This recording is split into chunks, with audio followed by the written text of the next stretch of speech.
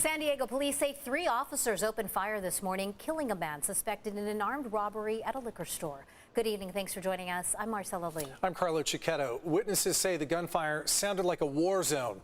As News 8's David Goffredson reports, police say the man threatened officers with a gun before they fired their weapons. Yeah, it sounded like fireworks. San Diego police fired multiple rounds at the man around 7:30 Monday morning in an alley near the 32nd and Commercial Trolley Station south of Imperial Avenue. I heard about 15 shots, like one after another. It was like a war. You know, there was a lot of shooting. 3 officers opened fire after they say an armed robbery suspect, an Hispanic male in his 30s, pulled a gun on them. We heard like, drop the gun. And all of a sudden you just hear all the flash of guns, shots. Police say it all started with a robbery 2 blocks west at a market on Imperial Avenue where a man allegedly threatened a clerk with a knife and escaped with cash from the register. Officers responded and found a suspect matching the robber's description in the alley. The store owner declined to release surveillance video of the robbery to CBS 8. Police say all 3 officers activated their body-worn cameras before the shooting. It's crazy. I mean, they could have shot him at least once, but they unloaded like a whole, like 30 shots, I'll probably say, or 30 to 20 shots. The suspect died in the alley. San Diego Police Chief David Nislight was on scene along with homicide detectives who will turn over their findings to the San Diego County District Attorney's Office for review. The 3 officers involved in that incident are now on routine paid administrative leave pending the outcome of the investigation. Carlo? And David, in that investigation, how long until we can expect to see the body camera video released from this shooting? Well, under state law, police agencies are supposed to release body cam video of critical incidents like this one within 45 days, but there are exemptions and that can be delayed. Now, on the other hand, we have seen San Diego police release some body cam video of incidents within a matter of days. So we're going to have to wait and see what happens in this case. Sure, we're all hoping that it provides some clarity and some answers. David Goffredson reporting live. Thanks, David.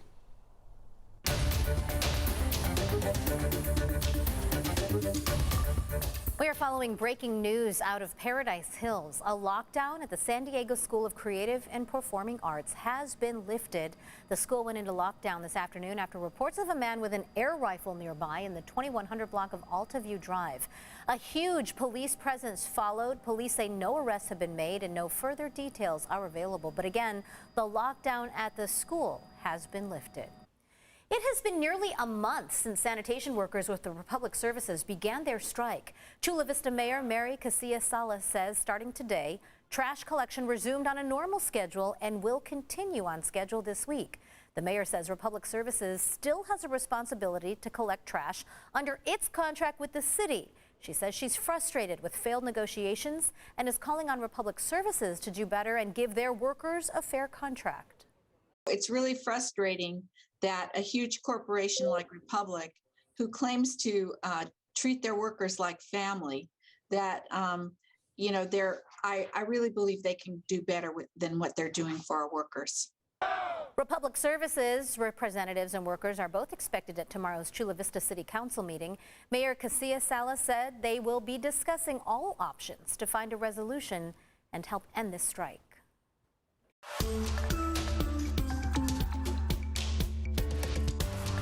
The CDC says pediatric COVID cases have risen dramatically and are now at their highest since the start of the pandemic, especially among children who are too young to get the vaccine. Nationwide, hospital admissions have jumped by nearly 100% in just the past week. News 8's Shannon Handy spoke with the head of infectious diseases at Rady Children's Hospital and has more on what is happening locally. Shannon? Here at Rady Children's Hospital, in the past week, the number of kids being admitted with COVID has tripled. Right now, there are 20 kids in the COVID unit and 2 in the ICU. But doctors say, fortunately, there have been no child-related deaths locally connected to COVID. And the children who have COVID have very mild symptoms. I don't want people to worry that children are in the hospital sick with COVID.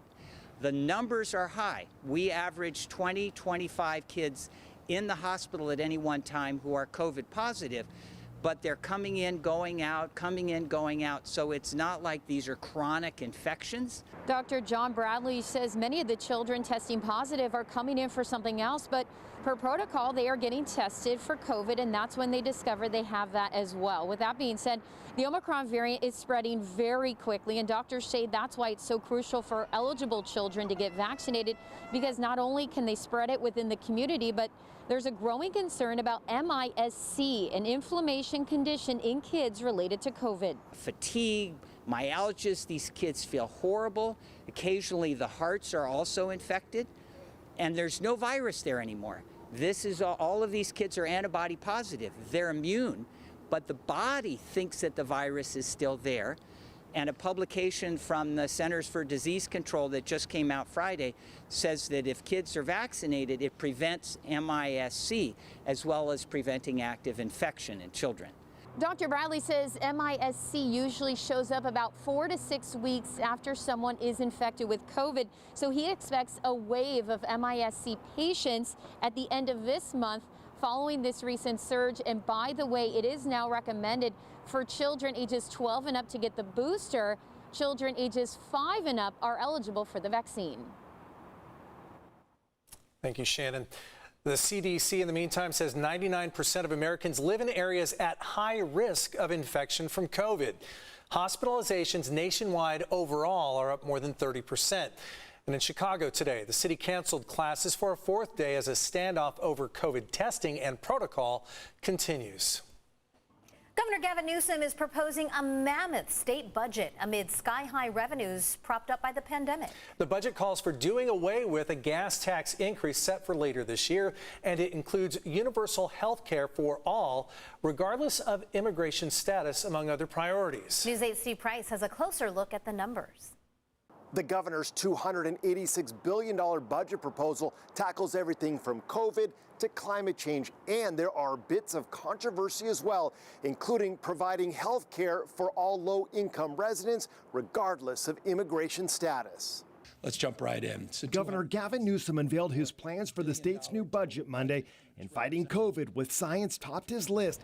He's pledging $2.7 billion. The commitment, the goal this year is to do more on testing, get those vaccine boosters, and continue to do what we can to fight this latest surge.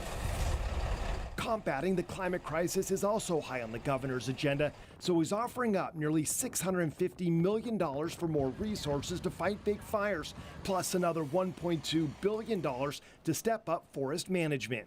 A 2-year commitment for a multi-year investment on forest health and fire protection, the likes of which this state has never seen. Governor Newsom is also proposing more money for the UC and Cal State systems, but it comes with the caveat that the schools must provide better resources for underserved students who tend to drop out. And he's offering up more than $4 billion for younger students to make sure they have access to after-school and summer programs. Your kids deserve what every, fancy family gets, which is those extra supports. You deserve that, especially with all the social emotional damage that's been done because of this pandemic. The governor is also proposing $2 billion for housing the homeless, mental health services, and clearing homeless encampments. And he wants California to become the first state in the country to offer universal access to health coverage. It means full scope Medi-Cal, including long-term care, IHSS, behavioral health to all low-income Californians, regardless of immigration status.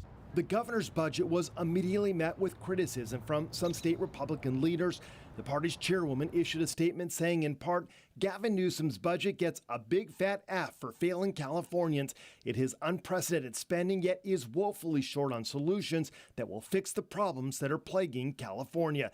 The governor will now meet with legislators to tweak his proposal with the goal of presenting an updated spending plan in May. Steve Price, News 8.